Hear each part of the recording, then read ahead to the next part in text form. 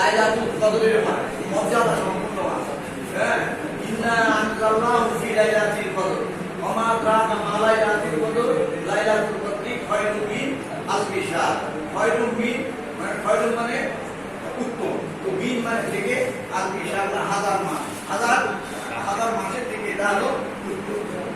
হ্যাঁ, সুতরাং এই যে রাত্রি, একটা রাত্রি, সেই রাত্রিটা প্রথম রাত্রি আজকে এদের বিশে রমজান, দিবাগত রাত, তারপরে হলো 22 রমজান, তারপরে হলো 24 রমজান, 26 রমজান এবং 28 রমজান।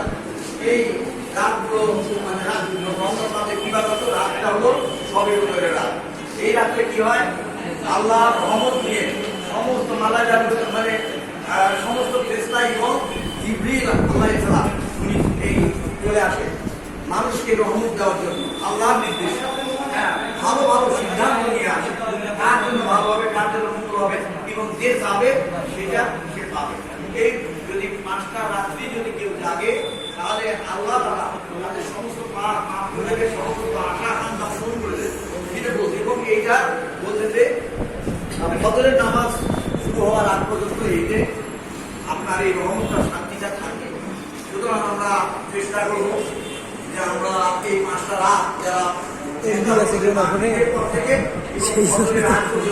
আমরা আল্লাহর ইবাদতে মশগুল থাকবো, এইটুকু আমার আবেদন।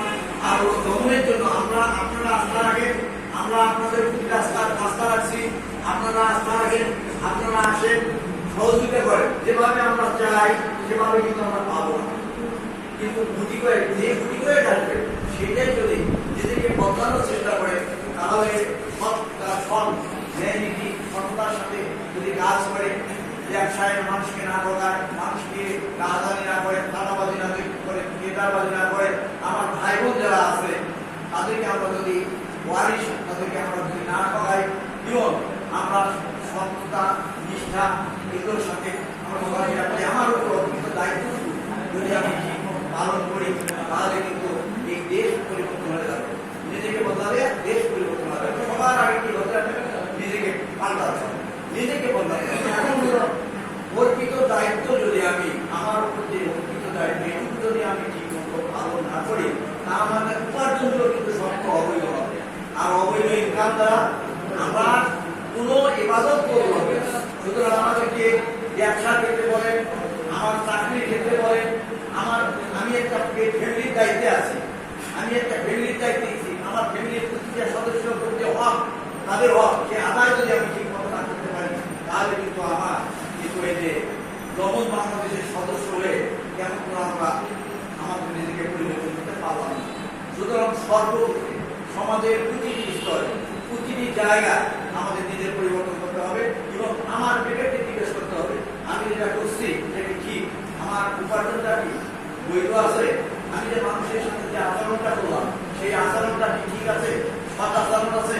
আজকে যে অনেকে আমরা সিয়া সুন্নি নিয়ে মাতি আছি, একটা মুসলমান একটা মানুষকে আল্লাহকে বিশ্বাস করে, আমার নবীকে বিশ্বাস করে, আমার কোরআনকে বিশ্বাস করে, তারপরে তার আকীদা হয়তো ভিন্ন হতে পারে, কিন্তু আমার আল্লাহকে বিশ্বাস করে, আমার নবীকে বিশ্বাস করে, আমার আল্লাহ কোরআনকে বিশ্বাস করে, এইরকম একটা দেশ শুধুমাত্র আমেরিকা ইসরায়েলের কথা শুনে নেই, এই জন্য তারা আক্রমণ করছে, জুলুম করছে।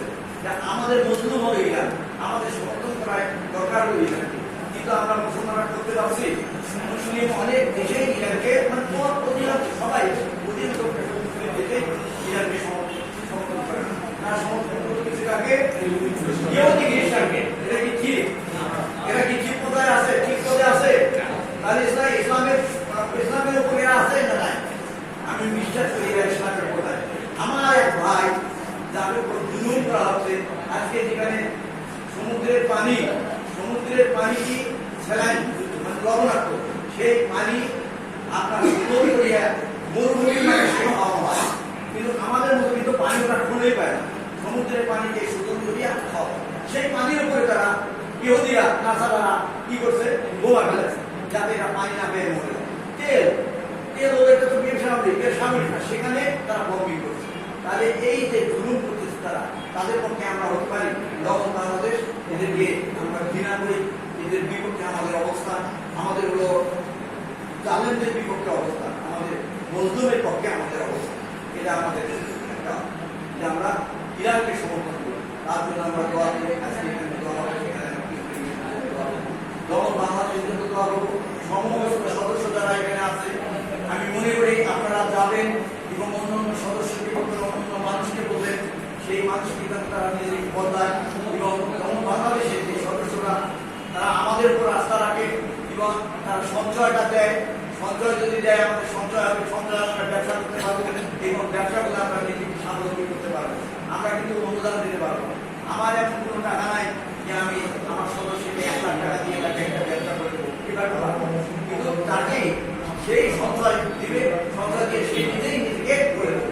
এটাই আমাদের কথা, যে আমার দমন বাংলাদেশের সদস্য পরিশ্রম করবে, সঞ্চয় করবে এবং নিজেকে পরিবর্তন করবে, তাহলে আমরা আমাদেরকে এই যে সম্পর্ককে দাঁড় করতে হবে।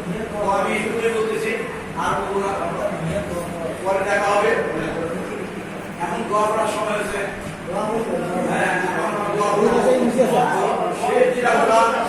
আপনারা আসছেন, আপনাদেরকে আমি ধন্যবাদ জানাই, শ্রদ্ধা জানাই এবং ভবিষ্যতে আসবেন এবং দমনের সাথে থাকবেন, নিজেকে পরিবর্তন করবেন এবং দেশ পরিবর্তিত হয়ে যাবে। আমরা ত্যাগের জন্য আসি, আমরা রোগের জন্য নয়, দেওয়ার জন্য আসি, নেওয়ার জন্য